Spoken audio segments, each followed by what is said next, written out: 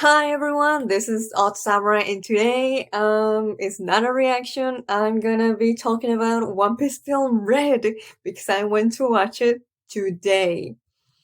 I I mean we've all been waiting for months since it came out in Japan. So yeah, this is unfortunately for those that haven't watched it yet, it's gonna be a spoiler. I don't want to call it review because there's not gonna be any critical thinking for me really. It's just gonna be my thoughts, opinions, feelings on whatever happened in it. So yeah. Okay. So wait. Before I do this, I want to show you guys this. So I went to watch it with my brother, who also he likes One Piece, but he's a casual anime watcher. Well, I went to watch it with him. So we get two tickets. This is a special ticket. It's Luffy. Yeah, it's my country. So it's Spanish. This is Luffy, and this is the Uta special ticket. Let's see. Yep, they look so cool, don't they? And not only that, wait for it. I got this also. Luffy, which is where for my drink, and then this for the popcorn. Isn't this freaking awesome? Has Zoro here, and then just very big for some reason, even though he didn't play a big role in the movie. And then you have all of the Straw Hats here with their second outfits from the movie. We have Brooke, Robin, Jinbei. That's that's Usopp. That's Sanji, Luffy, Frankie, Zoro, and Nami. Yep, it says here, film red. So yeah, that was some really cool stuff that I got to keep, and the tickets were, of course, because you buy the tickets, and then those were like, when you buy the stuff that you want to eat in the theaters. But yeah, I just wanted to show that off because it looks so cool. But now let's start. I'm gonna go a little general with it and just say that I quite liked it. I wouldn't say it's like my favorite One Piece movie already. No, that's still. Uh, I want to say, you know what? There's two movies that are all that are, fighting between the top spot, but one and two they're taken. It's film C and the movie 6. If you know that this is the one directed by Mamoru Hosoda, and the one that has the creepy art style and just very dark undertones. Not undertones. They are undertones at the beginning and then becomes dark later. We're not here to talk about that. But for Film Red, I think I'm actually ready to say that is my top three. Actually, yes, top three. So okay, I don't know how to do this, to be honest. Let's just say, you know what? This is the title of the video is just gonna be like Film Red spoiler thoughts. So I don't need to hold back. So you know what? Let's just go through the movie as it went. So we start with Uta in a concert, and all the Straw Hats are already there. Okay, that's technically not true. It actually starts with like a little like documentary type thing, or like seeing how people feel about pirates around the world. And then we get to like Uta at the concert. Then the Straw Hats are there, and then she sings New Genesis. You know, that's really good. I never did a reaction to it, but just know it's my favorite Uta song. Then the song ends. And Luffy goes up to Uta, and you're like, "Oh, hey, you're Uta. You're this daughter of Shanks," which is a little weird that he wouldn't recognize her just from looking at posters of her. And maybe there weren't any pictures of her until they arrived there, which is a possibility.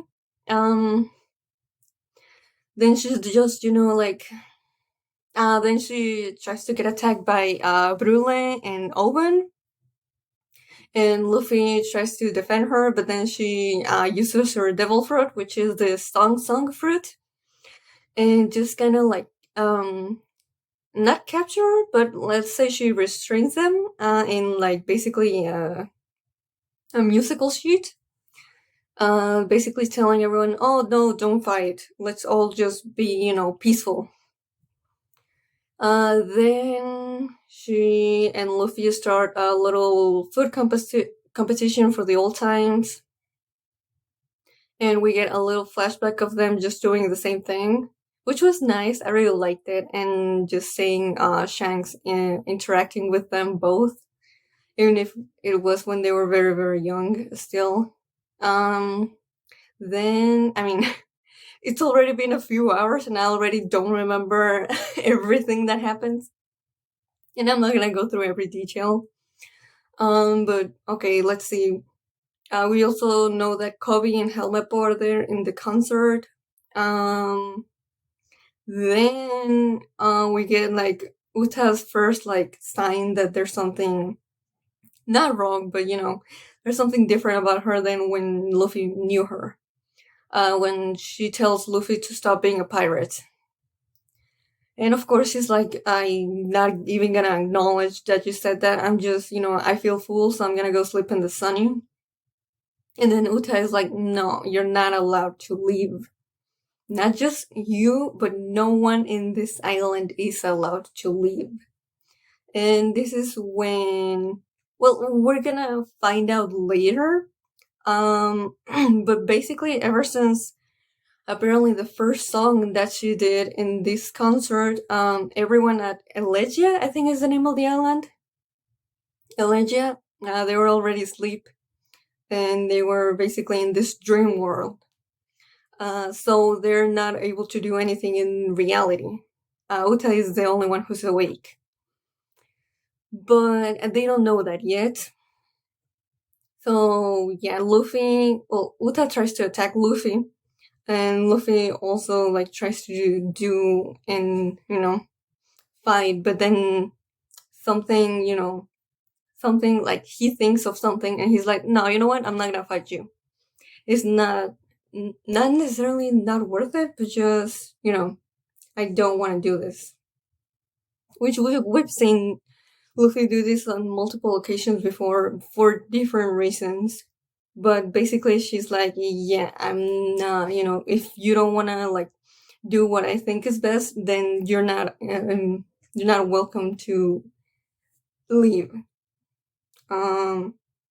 So she just, she attacks the Straw Hats, and they do try to put up a fight, but since they're in the dream world, then Uta is more powerful, and they get captured, all of them except for Luffy, which well, before that, Bartolomeo comes in and uses the Bari Bari no Mi to not let any attack go to him. But unfortunately, that's not possible for the other Straw Hats, and that's how they get captured. But then, Uta, with her powers and with the help of other people as well, she tries to take Luffy away from Bartolomeo, but then Law comes in and uses Shambles. We don't see that's him, but obviously we know Shambles is him doing it. So we go to him, and then he's there because Beppo is an Uta fan. So now we stick with him and Bartolomeo, and they're just transporting Luffy in like a circular barrier of Bartolomeo, just basically having Luffy like a hamster, but instead of just like walk, he's just like boop boop boop. Then like Uta is just searching for them, and by this point she's already sang another song. I think is Watashi wa Saikyo, which is I'm the strongest or I'm invincible. But that was before just, things went bad with her. And then, um, okay, so I'm not gonna try to like say every little detail of the movie. I'm just gonna, skip a little bit more because I'm taking a while now. The Marines come to Allegia, specifically Kizaru and Fujitora, and they try to do something about Uta, who's the only one there awake. And like, I don't know, I think she's trying to eat something. So those two get there, and then she's like, well, I mean, can you really do anything to me? I'm just gonna use all the people that I have here with my songs and, basically manipulate them to attack you. And it does work at first, but, she starts using her songs. And there's also just, Fujitora not wanting to actually hurt civilians and telling Kizaru to do the same. So we have the song now, Backlight, which honestly, that has to be like my favorite use of a song, along with what's happening in the actual story of the movie, which is, the song Backlight. I mean, I'm not gonna sing it for you, but you know how it sounds. And then there's a bunch of people, not just the civilians that are there in the island. There's also Helmeppo and Kobe and other Marines. I don't remember them at the moment. Attacking Fujitora, Kizaru, and Momonga. Vice Admiral Momonga is there. So yeah, they're attacking them, and it looks really, really cool. I don't know how to describe it better. But then inside of the dream world, Law, Bartolomeo, and Luffy run into Gordon, which is the person that has been raising Uta ever since she was left in the island. And then so he tells them about, how is it that she came into the island with the red hair pirates. If you haven't seen episodes 1029 and 1030 of One Piece, then you probably should, because you would get more context and information about, Luffy's point of view of this. But yeah, we get that. And I think, it's mentioned before in the movie, but Akainu and the Gorosei, which is Todd Musica. And Todd Musica is basically a song, which Gordon tells them that basically is gonna bring the Demon King, and it's gonna connect the dream world and the real world. And basically, in that time period is where they can defeat Uta and go back to the real world. And then just, some shenanigan happens. We get the Sonny Go turning into Sonny Kun, which is, this. If you haven't seen Sonny Kun, I cannot describe him to you, but it's basically Chopper, but, with a sunny skin tone. The sunny. Yeah. So, okay, we get that. And then Beppo also gets, chibi-sized. And then Kobe goes to Uta and tries to persuade her to stop this because, she's, Kobe tries to make her realize that a lot of people don't actually want to be there. They just want to go back to the reality, and Uta just cannot take that. I mean, I was thinking that Uta trying to do the whole, everyone's gonna be safe and they're gonna be happy and there's gonna be, no fights, everything's gonna be peaceful in the dream world. It's gonna give me, I don't know, I might get flack for this, I don't know, like, how people feel about this. But, like, remember Madara and Obito from Naruto Shippuden? Them wanting to do the Eternal Tsukuyomi, where people would be living just inside a dream for eternity. That's what it reminded me of what Uta wanted to do in this movie. Their goals were similar, though the motivations were, obviously different because different things happened to them in the past. That's just, like, oh, that reminds me of that. But yeah, Kobe doesn't succeed in Uta listening to him, so he goes back to where Luffy is, and this is also when the Straw Hats also get out of where they were captured because they realized that by singing they were positioned in a way that they were basically making musical notes, and if they sang it, they could get away. A little, it made sense to me at very least. So they go back to Luffy and they regroup with him, but not before going to ancient library so that Robin can read some stuff and figure out if there's a way where they can, defeat Uta and her weakness. They don't find that, and that's where also they find more about Toad Musica, and then they regroup with Luffy. We also have Oben and Brule there, because they also get freed from getting captured by Uta. And then they started working with the Straw Hats because, they also want to get out there into the real world again. And then this is when Luffy just says, screw it, and starts running towards Uta and being like, I'll just beat her up. And then that's it. That's gonna give us the win and, go make us back to the real world. I I mean, I don't think he was thinking very smartly, but that was the plan. So then every other Straw Hat just starts following him like they do. And Luffy finds her, and I don't remember exactly when someone says, I think this might have been already said, that someone had to attack or like do something with Uta from the real world at the same time that the people were attacking her in the dream world, so that this could be, dissipated. And it had to be Shanks because that would be the only person that could get through to her. So then Luffy goes and just, well, he tries. He tries to punch her and then he holds back. I wish he could have punched her. Um, just no gear second or anything. Just a normal punch and being like, "What you're doing, this is wrong, Ota. Just try and remember who you really were, or something." But I understand why they would have it like that.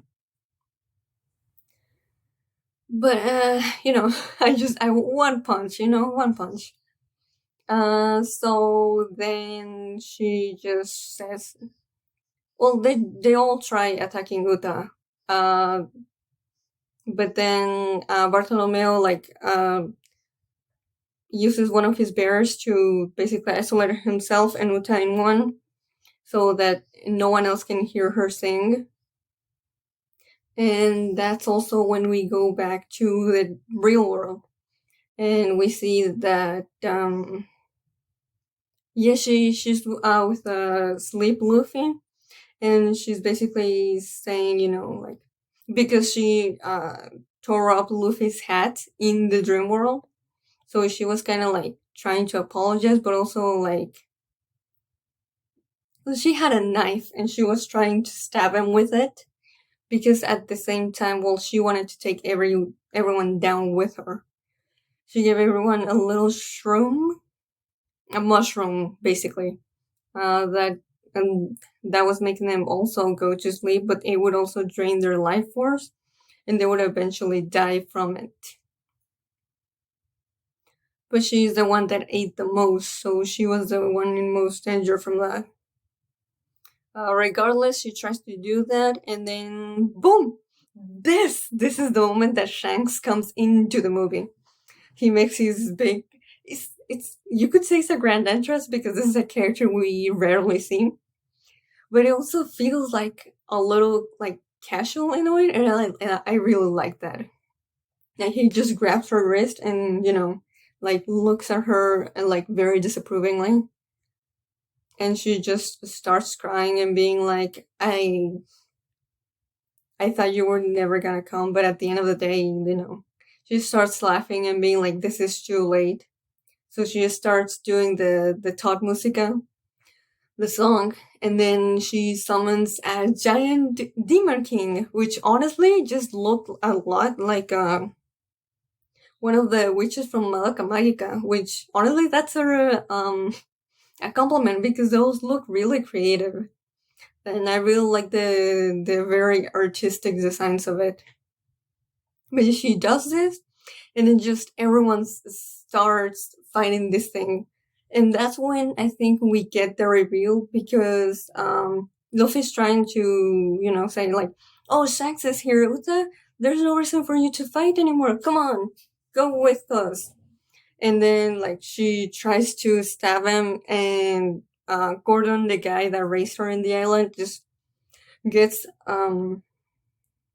gets in front of Luffy, and he's the one that gets stabbed. And that's when we found out that Shanks wasn't the one that burned down this island and just stole every treasure that there was in it just for the hell of it. There was not a reason, but it wasn't them basically. Uta just did it by accident. She sang Todd Musica when she was a kid, and she didn't even know like the implications of doing it. So because a lot of people were like sing this, sing this, sing that, and then she found this and it was like, oh, maybe I can sing this too. And then she summoned that big ass demon king thing, and she was asleep, so she didn't realize at the moment that's what she was doing. And basically that's her revelation that she killed a lot of people. She killed everyone that lived there, okay? So that's why, the Red Hair Pirates take care of the thing at that time, but they tell Gordon that they cannot stay there. Because then when the Marines find out that it was her who did that, then they would start hunting her, and they were like, no, we'll take the fall for this. We'll say that we were the ones who did this. So that nothing bad comes out of it for her. So we'll leave her here, and then we'll just, so she doesn't get like associated with us anymore, basically. So yeah, when she wakes up, she doesn't know what happened. She tells Gordon, where's Shanks? Where's the Red Hair Pirates? But they're already on their ship living, which we see a part of it at the beginning of the movie. Not at the beginning, but just earlier. And then we see this from Shanks' point of view, and every Red Hair Pirates is crying, and saying goodbye to her, saying whatever happens, she will always be our daughter. And that got me a little emotional, not gonna lie, because we don't really know the Red Hair Pirates like that. So when we get like moments of them just being vulnerable, I was like, oh, okay, okay, this is a fine. But yeah, then they try to stop her, and then she tries to use the civilians again to attack them, but they're like, no, we cannot fight back. We don't want to kill anyone. We're just here to stop you and to make you see the wrong of your ways. So they do that, and then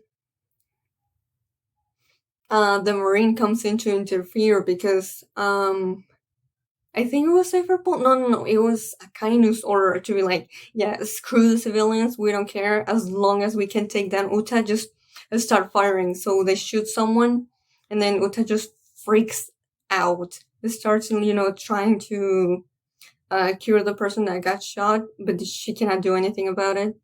And that's when she unleashes Todd Musica to connect the dream world and the real world. And that's when the final battle starts. And man, that's easily one of the highlights of the movie. Especially when you see Usopp using observation haki to like communicate with his dad. That was insane. That just was special to me. I don't know why. Even though Yesop, I don't care about Yesop like that, but it's Usopp, so yeah. So they were like, it was so cool. Like Usopp was like, okay, let's attack the left leg, and then Yesop was like, okay, let's attack the left leg, and then let's attack the right arm now, okay, and then they relayed orders to each other. That was so cool. And then we kept switching back from like the red hair pirates, making direct parallels to the Straw Hats when they were attacking the Tut Musica. That was super special to me. I love that. Especially connecting, of course, Ben Beckman with Zoro, because that's, I'm pretty sure, first mate and first mate. And then at the end with Luffy and Shanks, we did see a little bit of Gear 5th in there. I cannot believe they actually did that. Like, I knew they would implement it in some way, but it still got me like, wow, okay, they are doing this. Now they did it in a clever way, where like you just see like, well, it's kind of like black and white, like pencil kind of drawing. So you don't see it in color at first, but you see, like the eyebrows and the hair.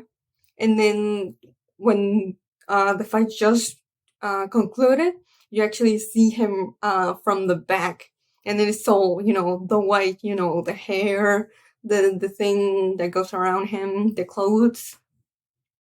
So yeah, that's just a little bit of a taste of how that's gonna look in the anime.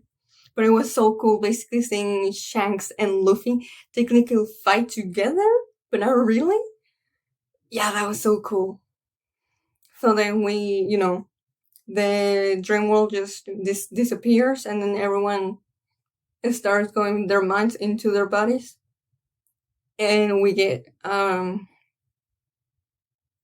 just a really nice scene of like Shanks holding Uta, and he's trying to make her drink something basically that will eliminate the effects of the mushrooms that she's been taking. This sounds a little weird. It's not the mushrooms you think. Which basically means that she won't die, but then she just refuses him and throws the bottle away and says, no, I have to do this, and she starts another song, and that's for everyone to wake up. She just musters in every single last strength that she has, and she just sings, even though she seems like she cannot do anything anymore. She does it. And Shanks just looks at her from behind, and well, she just goes down, and then we see they go to where Luffy's at, and then she just starts singing again. But it's very faint, and it's not as strong of a voice as she had before. It's the song Kase no Yukue. And it hit hard. It hit hard because you could see that, she couldn't even stand up at that point. But she, even with her head in Shanks's lap, she just tried to do what she still could, just for everyone.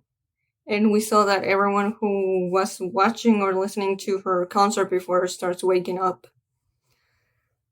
And we see her just finish her song, and she closes her eyes. And then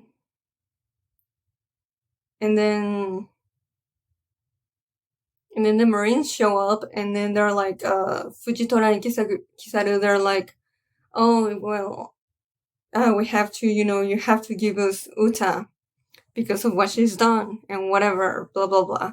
And then Shanks is like, if you really want her, this is my daughter, okay? You're gonna have to go through me to be able to do that. And he uses Conqueror's hacking and basically knocks out everyone that's not Vice Admiral level. And then they're like, oh, okay, well, just, we wouldn't want a battle here because then civilians might actually die, so we'll just leave you as is anyway.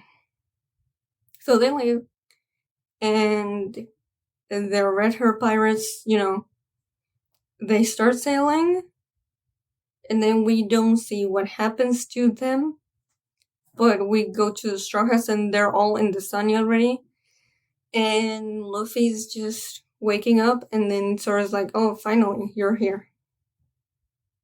And then he's looking around, being like, where's Shanks and the others? And Sora, I think, he just points there. And we see the Red Force in the distance. And it's a frame that doesn't last for more than 10 seconds. But we see what looks like a coffin with Uta's kind of, Jolly Roger type of symbol. And we don't see her. So what this is implying is that she died there as she was singing. And that really, I just could not believe it.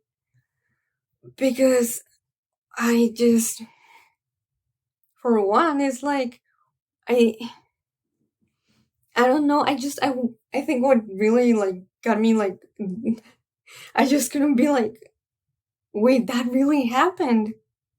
For one, I don't know why I use this finger. For one, we didn't see Shanks's immediate reaction to that, nor did we see the rest of the Red Hair Pirates mourning over her, which was very strange. And then it's just, that was my own assumption.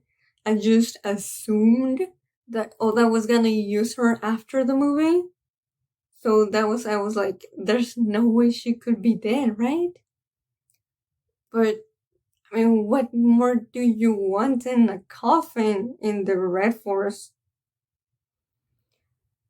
So Shanks's daughter, she was introduced for the movie, and apparently she passed away in that same movie. Granted, it was a very moving moment, and just thinking about it is making me, just making me emotional again, making me want to tear up.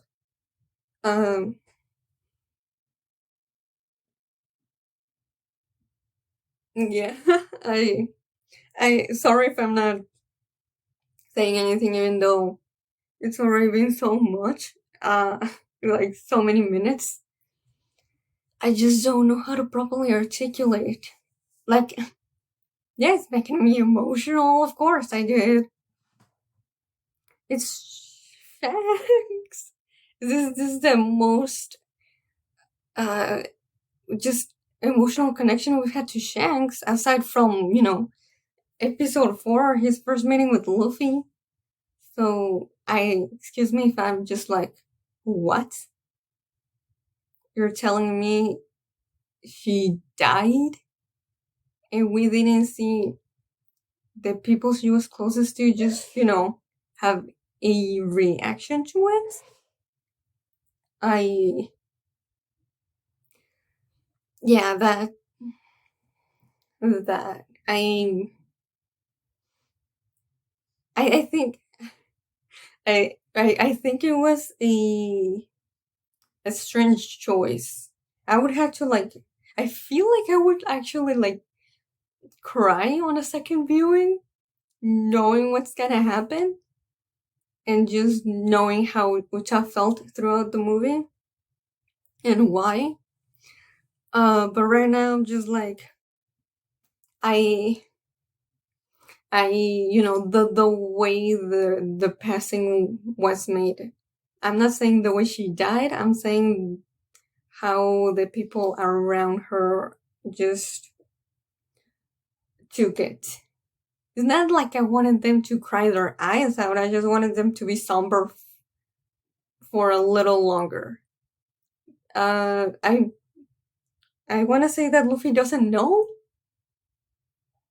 but yeah. Sorry if I took longer to talk about that. I was just that one. That's a difficult one. That's the end of the movie. And we have some still shots while the credits roll, and there were some really just fun ones. Just catching up with everyone that we haven't seen. Just maybe not in a long time, but just we haven't seen since Wano has been going on. I don't have much to say about this. I think my favorite one would have to be the one that we see Bon Clay just having fun in level 5.5 from Impel Down. That's the first time we've seen it in like a sort of in the anime, because they never showed what happened to him in the anime. So that's that. We also saw an interesting one was Bellamy. I don't know what Bellamy was doing, but he seemed to be doing fine. Oh yeah, just something that I thought of. Katakuri was there. He was there in the movie. He participated in the final battle because Brule was there and he was worried about her. But I was expecting him to have a little bit more of a role than that. Yeah, just something that I almost forgot. I'm sorry. Let's see. Am I something that I'm forgetting? Sorry if this felt more like a summary. That's just the only way I could have gone about it. But just know that I really like the character of Uta. I'm just still, struggling with the unexpected end to her character, if you will. Because, well, you know how One Piece is. Not a lot of characters die in the present time. Like, I understand this is a movie. This is it's not supposed to fit into canon. But, I mean, I just thought, oh, well, she's the star of... oh my god. You know what made it actually hit even harder? It was... We actually saw how Shanks and the Red Hair Pirates actually adopted Uta. They adopted her because they found her inside a treasure chest, and they were like they were all fairly young. They looked like they had barely started their journey as pirates, and just they didn't know what to do. But Shanks thought back to when apparently Roger and Rayleigh found him, which might have been in the exact same way. And they started singing to her, so she stopped crying. And then he said, "This might be fate, huh?" And that's just my feels, man. I cannot. Just Shanks. Why? This is not very coherent. I never expected to talk about this movie in a coherent and intelligent way, but this is what you get. So this is my third favorite One Piece film movie. My favorite. Third favorite One Piece film. And it was very hard to summarize and talk about the things that I thought about it. But yeah, I do wish the Straw Hats felt a little more like they were just there. But I understand that this was all just about Uta. Otherwise, if it was even, if it had less Uta, then you wouldn't, or we wouldn't have cared about what happened to her later. So there's that. There was a lot of characters, but definitely not as many as there was in the Stampede. There, it was just bloated. Like they wanted to have every single character in the series there. And this wasn't like that. It was just enough to like have you, oh, this is really nice. We haven't seen this character in a while. But it also doesn't make you say, wait, like who is this? Like why are they here? Like, no, not everyone was in the island, and not everyone was involved in the conflict. So let me see.